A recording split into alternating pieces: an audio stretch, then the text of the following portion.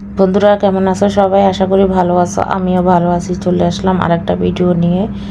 তো কে কোথা থেকে ভিডিওটি দেখতেছো অবশ্যই জানিয়ে দেবে। যাই হোক, আজকে রান্না করব ট্যাংরা মাছ আর ডাটা দিয়ে, মাছের মাথা দিয়ে ঝোল।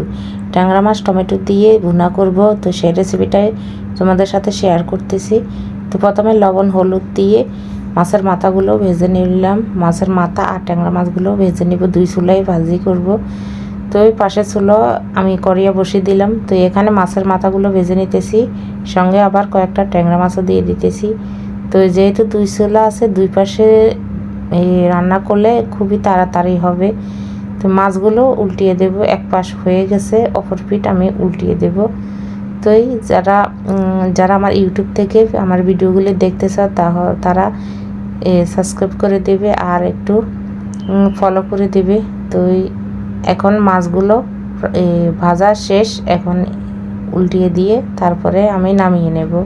ট্যাংরা মাছ কিন্তু বেশি ভাজা লাগে না, হালকা একটু ভেজে নিলেই চলে। তো এখন সবগুলো মাছ ভেজে নেব। আর আমি পেঁয়াজ, টমেটো, কাঁচা লঙ্কা সব কিছু কিন্তু আগে কেটে নিলাম।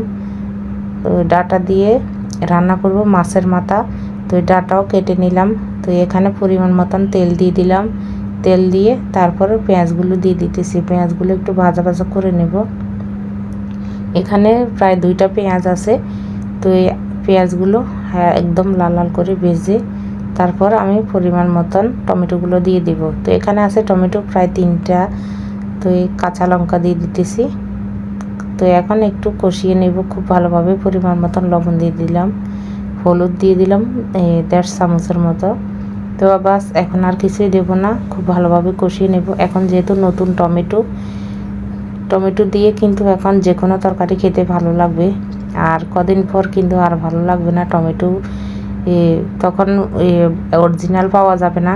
তখন অনেক দিন সংরক্ষণ রাখা সেই টমেটো পাওয়া যাবে। যাই হোক, এখন তরতাজা টমেটো দিয়ে যে কোনো মাছের তরকারি বলো, চাটনি বলো, খেতে ভালো লাগে।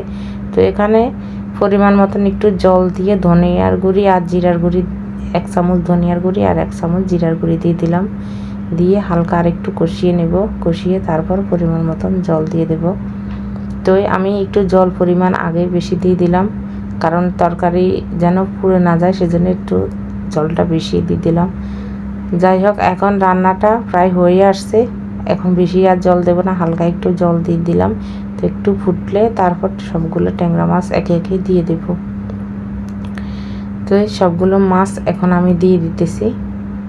তো সবগুলো মাছ দেওয়া শেষ। এখন ঢাকনা দিয়ে কিছুক্ষণ রেখে দিলেই রান্নাটা হয়ে গেছে। এখন তুলে নেব। তো যাই হোক, তোমরা যদি চাও তাহলে এখানে ধনেপাতা দিতে পারো, তাহলে খেতে আরও ভালো হবে। আমার ঘরে ছিল না, তাই দিতে পারলাম না।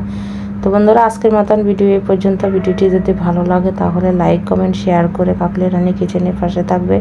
তো ভিডিওটি এই পর্যন্ত। সবাই ভালো থাকো, সুস্থ থাকো। তো টাটা, বাই বাই।